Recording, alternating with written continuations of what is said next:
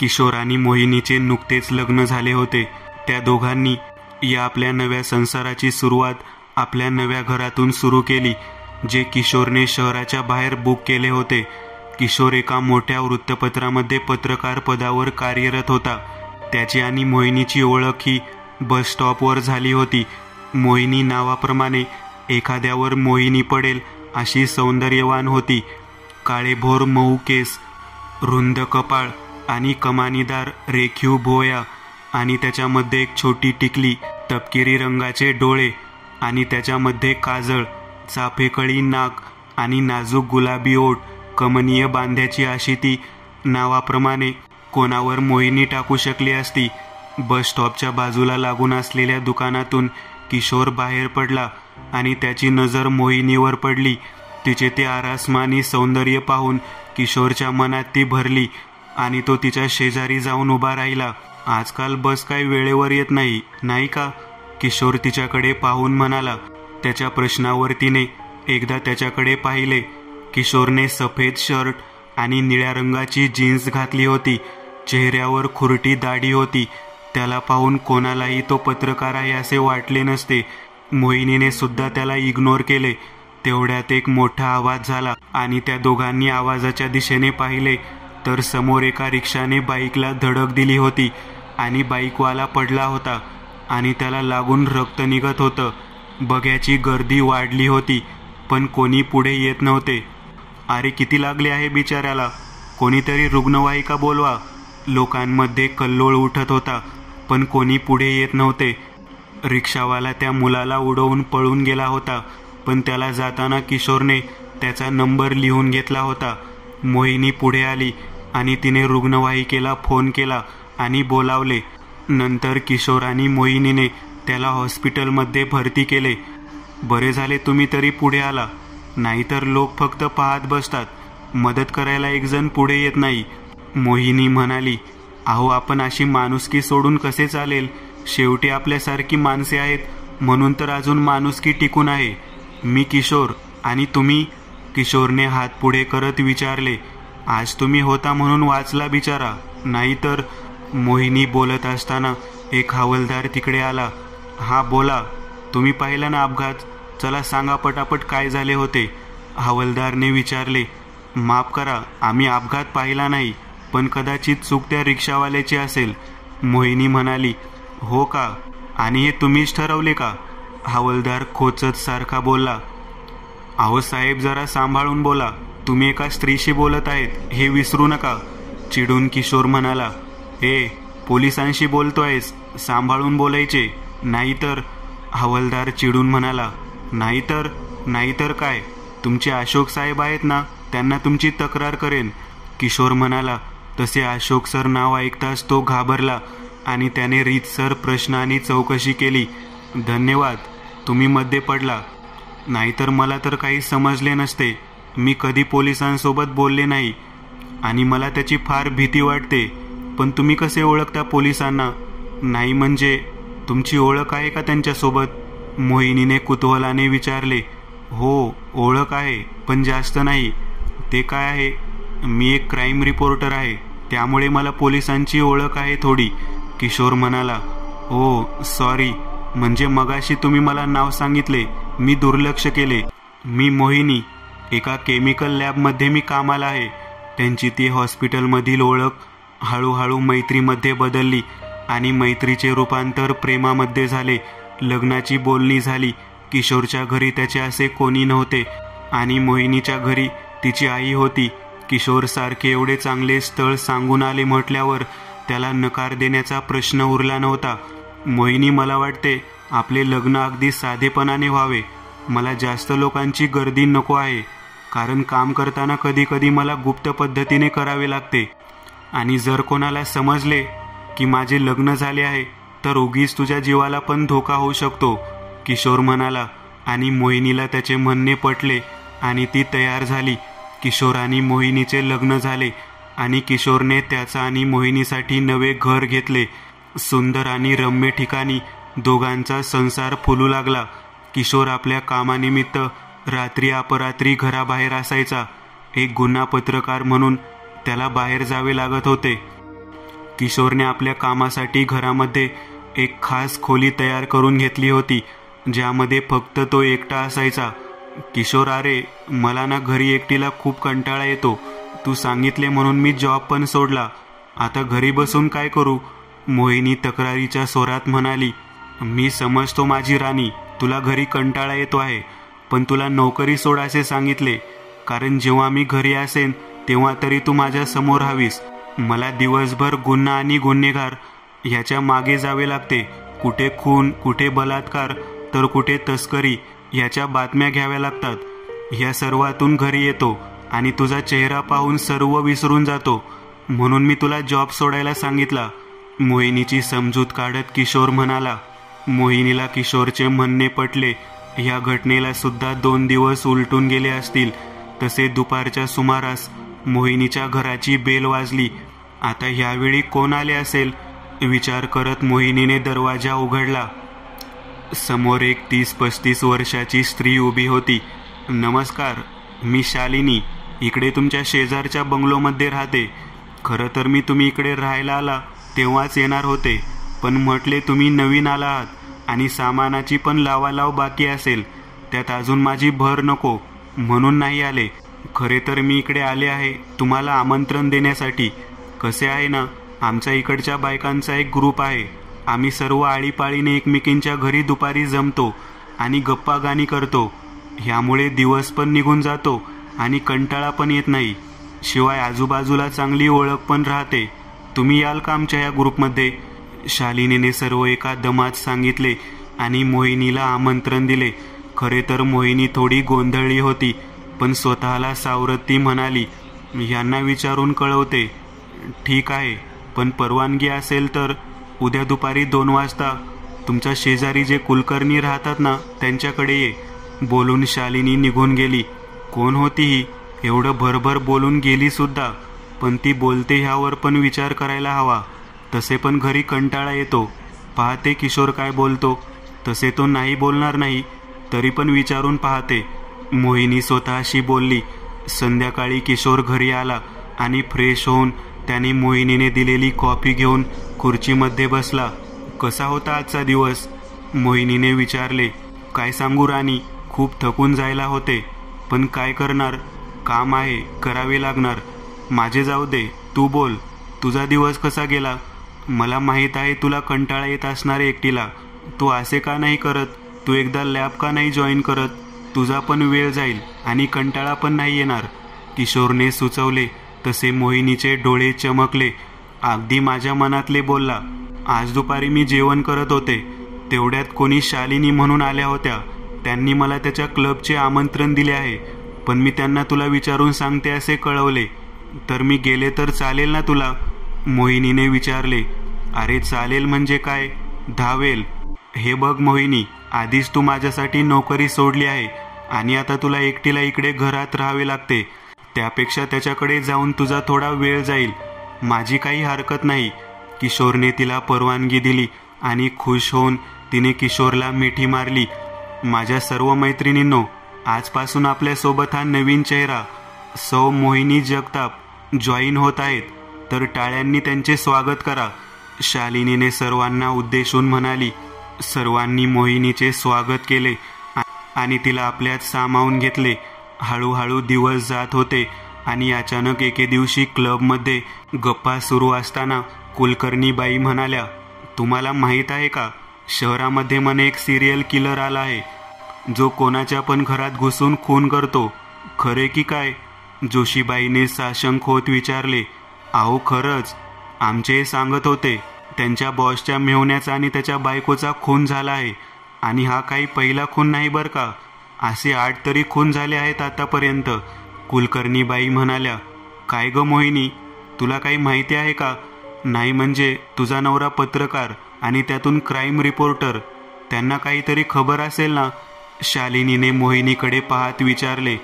छे, आमचे कुठे काय सांगतात मला. ह्यांनी तर घरात सुद्धा स्वतःच्या कामाची खोली वेगळी करून ठेवली आहे. त्यांना नाही आवडत असे काही घरी सांगायला. त्यांचे म्हणणे असे आहे की रोज खून बलात्काराबद्दल ऐकून मी घाबरून जाईन, म्हणून ते आपल्या कामाबद्दल मला काही सांगत नाही. तरीसुद्धा मी एकदा विचारते यांना आणि सांगते तुम्हाला, मोहिनी म्हणाली. त्याच दिवशी संध्याकाळी किशोर घरी आला आणि आपल्या स्टडी रूममध्ये गेला. त्याला असे अचानक स्टडी रूममध्ये जाताना पाहून मोहिनीला काळजी वाटली आणि ती त्याच्या मागे त्या रूमच्या दिशेने निघाली. किशोर, किशोर, दार उघडता का प्लीज? दरवाजा वाजवत मोहिनी म्हणाली. किशोरने जोरात दरवाजा उघडला आणि चिडून मोहिनीकडे पाहून म्हणाला, काय आहे हे बघ मोहिनी, तुला 1000 वेळा सांगितले आहे, जेव्हा मी ह्या रूममध्ये असतो तेव्हा मला बाहेर बोलावत जाऊ नकोस किंवा तू इकडे येत जाऊ नकोस. काय काम आहे तुझे? त्याचा असं चिडलेला अवतार पाहून मोहिनी घाबरली. तिचे डोळे पाण्याने भरले आणि भरल्या आवाजात ती म्हणाली, तू घरी आला आणि अचानक या रूममध्ये आला. मला काळजी वाटली म्हणून मी तुझ्यासाठी कॉफी घेऊन आले होते. नकोय मला काही, आणि प्लीज पुन्हा इकडे येऊ नकोस. बोलून किशोर आत गेला आणि त्याने दरवाजा जोरात बंद केला. किशोरला नक्की काय झाले मोहिनीला समजले नाही. ती रडवेला चेहरा सोफ्यावर बसली आणि बसल्या बसल्या तिला झोप लागली. साधारण 2 तासांनी मोहिनीच्या डोक्यावर कोणीतरी हात फिरवत आहे असे वाटून ती दचकून उठली. हो हो, मी आहे. काय झाले, अशी घाबरून का उठलीस? किशोरने विचारले. मोहिनीने किशोरकडे पाहिले आणि शांतपणे उठून बसली. मोहिनी, हे बघ, मला माफ कर.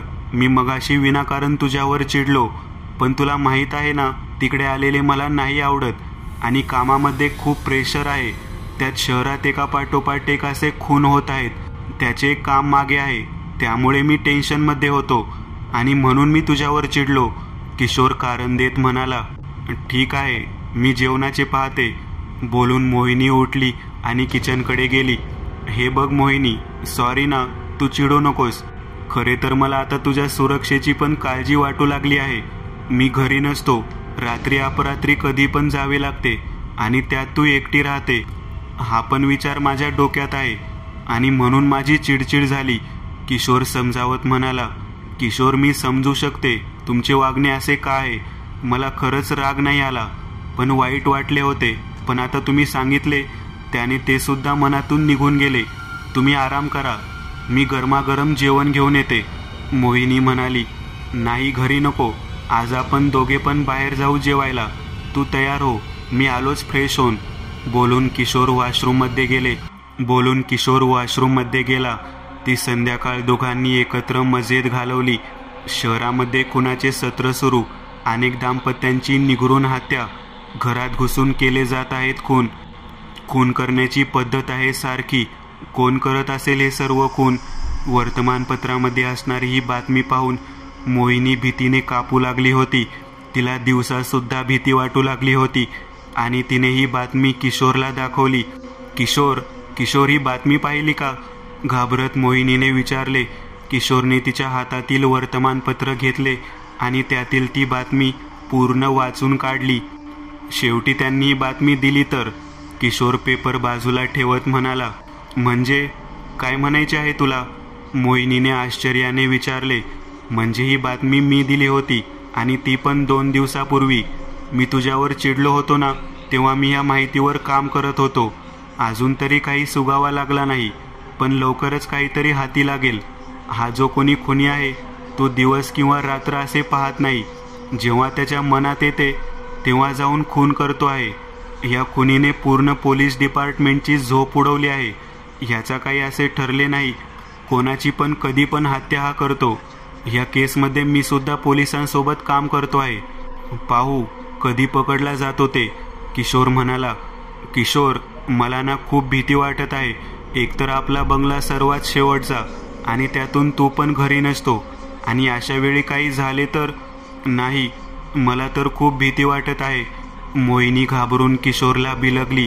ए वेडाबाई, अगं काही होणार नाही. नाहीतर असे कर, तू काही दिवस आईकडे जाणार राहायला. किशोरने सुचवले. नाही, हां, तुला असे एकटे सोडून मी कुठेही जाणार नाही. आणि तसे पण आई हरिद्वारला गेली आहे. मोहिनी म्हणाली. ठीक आहे, मग स्वतःची काळजी घे. चल येतो मी, मला उशीर झाला आहे. बोलून किशोर घराबाहेर पडला. त्याने जाऊ नये असे मोहिनीला मनातून खूप वाटत होते, पण तिच्याकडे काही पर्याय नव्हता. दिवसभर ती भीतीच्या सावटाखाली वावरत होती. असेच साधारण 2 दिवस गेले आणि एका रात्री 1च्या सुमारास अचानक बेल वाजली आणि मोहिनी झोपेतून दचकून जागी झाली. तिने आपल्या शेजारी पाहिले, पण तिकडे किशोर नव्हता. किशोरला जर रात्री उशीर होणार असेल तर तो आपल्याकडील चावीने दरवाजा उघडत असे. मग बाहेर कोण होते? दबक्या पावलांनी मोहिनी रूमच्या बाहेर आली आणि दरवाजाजवळ जाऊन विचारले, कोण आहे? मोहिनी, मी किशोर, दार उघड. बाहेरून किशोर म्हणाला. जसे किशोरचा आवाज ऐकला तसे मोहिनीने पटकन दरवाजा उघडला. दारात किशोर उभा होता. किशोरचा चेहरा उदास वाटत होता. काय झाले? चेहरा का सापडला आहे? सर्व ठीक आहे ना? मोहिनीने किशोरला विचारले. काही नाही, थोडे कामाचे टेन्शन आहे. मी फ्रेश होऊन येतो. जेवण गरम कर, आलोच मी. बोलून किशोर बेडरूममध्ये गेला. काय झाले किशोर? खुनी सापडला नाही का? काही हाती लागले का? मोहिनीने विचारले. किशोरने मोहिनीकडे पाहिले आणि नकारात मान हलवली. नाही अजून, पण सापडेल लवकरच. ते जाऊ दे, मला रोज त्याच गोष्टी ऐकून कंटाळा आला आहे. तू तुझ्याबद्दल सांग. तुझ्या लहानपणी तू काय मस्ती केली? जरा मूड रिलॅक्स होईल माझा. किशोरने विचारले. माझे शिक्षण इकडे नाही झाले, ते बँगलोरला झाले, कारण माझे वडील तिकडे कामाला होते. कॉलेजसाठी मी इकडे आले आणि मग इकडे राहू लागले. मोहिनी म्हणाली. मी तर लहानपणापासून इकडे वाढलो, कारण माझे कोणी नव्हते, ना आई ना वडील. लहानाचे मोठे अनाथ आश्रमात गेले. नंतर नोकरीसाठी बाहेर पडलो. काही वर्षांनी तू भेटलीस, मग आपला संसार सुरू झाला. किशोर म्हणाला. बरं मोहिनी, मला दिल्लीला जावे लागणार आहे ह्या केससाठी.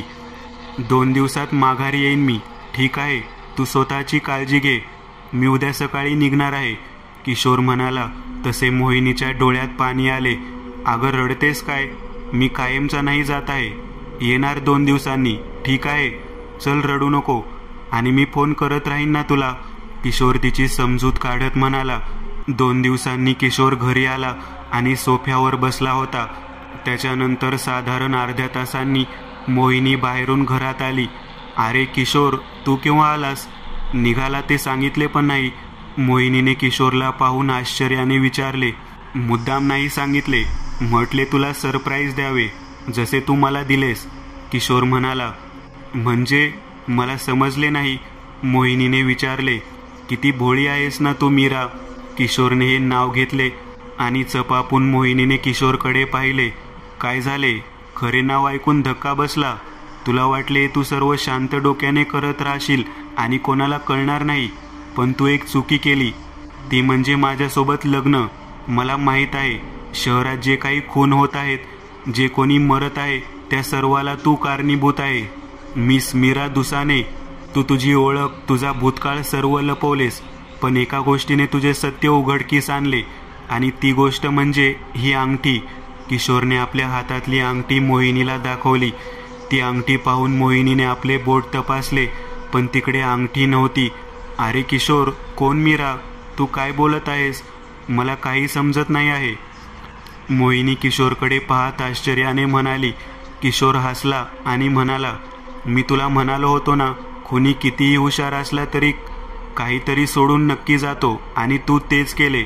जेव्हा तू 3रा खून केला, तिकडे मलाही तुझ्या बोटातली आपल्या साखरपुड्याची अंगठी सापडली.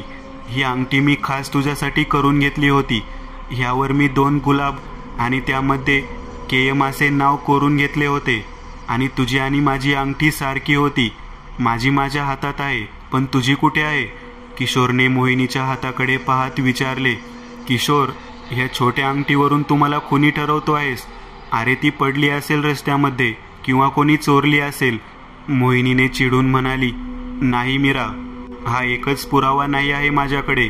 तुझी अंगठी मला मृत माणसाच्या हातात मिळाली. तुझी शाळा सांगितली होती, तिकडे चौकशी करून आलो, पण तिकडे कोणी मोहिनी शिकत नव्हती.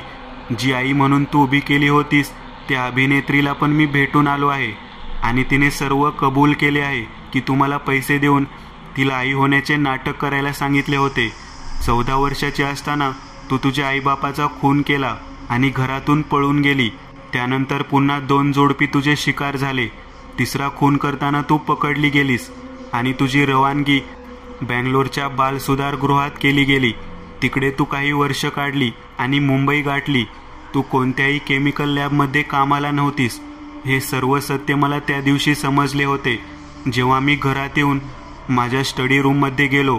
खरे तर मला त्या दिवशी तुला सर्व विचारायचे होते, पण मला भक्कम पुरावा गोळा करायचा होता. 2 दिवस दिल्लीला जातो आहे असे सांगून मी तुझ्यावर नजर ठेवली, आणि आज आता सुद्धा तू एक खून करून आलेली आहेस.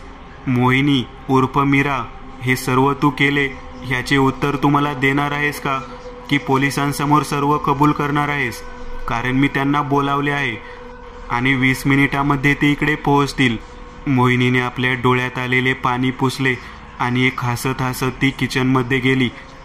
बरीच माहिती काढली आहेस तू माझ्याबद्दल, पण तुला एवढी माहिती मिळाली कशी? कॉफी घेणार? मोहिनीने विचारले. हो, तुझ्यासोबत शेवटची कॉफी चालेल. आणि माहिती काढणे अवघड काम नव्हते, कारण तुझी अंगठी मिळाली तेव्हापासून मी बेचैन होतो. मला वाटत नव्हते हे काम तू करू शकतेस. पहिले मी तुझा पोलीसमध्ये काही रेकॉर्ड आहे का ते चेक केले. त्यातून जी माहिती मिळाली त्या आधारावर मी पुढे तपास सुरू केला, आणि त्या रेकॉर्डमध्ये तुझा जुना फोटो पण होता. त्यानंतर मी तुझ्या आईचा फोटो माझ्या खबरीला दिला, तिचा मूळ पत्ता शोधून दिला, आणि तिने काही माहिती दिली. पण मला एक समजले नाही, तू आईवडील आणि लग्न झालेल्या जोडप्यांचे खून का करते आहेस? तू खूपच हुशार निघाला किशोर. घे कॉफी, घे. अजून 15 मिनिट आहेत पोलीस येण्यासाठी. तोपर्यंत मी तुला सर्व सांगते. मी 12 वर्षाची होते तेव्हापासून मी माझ्या आई आणि बाबांना भांडताना पाहत आले आहे. असा एक दिवस नव्हता जेव्हा ते भांडत नव्हते. सतत वाद, सतत भांडण. कंटाळा आला होता मला या सर्वांचा. म्हणून मग एक दिवशी मी माझ्या आई आणि बाबाचा रात्री झोपेमध्ये गळा चिरला आणि त्यांना कायमचे शांत केले आणि घरातून पळून गेले. त्यानंतर अशी 3 दिवस भटकत राहिली आणि एका घरात घरकामाला लागले. तिकडे पण नवरा बायकोची भांडणे होत होती. त्या माणसाची वाईट नजर माझ्यावर पण होती. 1-2 वेळा त्याने प्रयत्न पण केला होता जबरदस्तीचा. मग काय, त्याचा पण झोपेत खून केला. त्याला मारताना त्याच्या बायकोने पाहिले, मग तिला पण संपवले. पण मी पकडले गेले, कारण त्यांच्या मुलाने कांगावा केला आणि पोलीस मला घेऊन गेले. तिकडे काही वर्ष बालसुधारगृहात काढली आणि मग माझी सुटका झाली. मला खुनाची जणू चटक लागली होती. मला अजून खून करायचे होते, पण पकडले जायची भीती होती. म्हणून मी बँगलोर सोडले आणि इकडे मुंबईमध्ये आले. इकडे मला ओळखणारे कोणी नव्हते.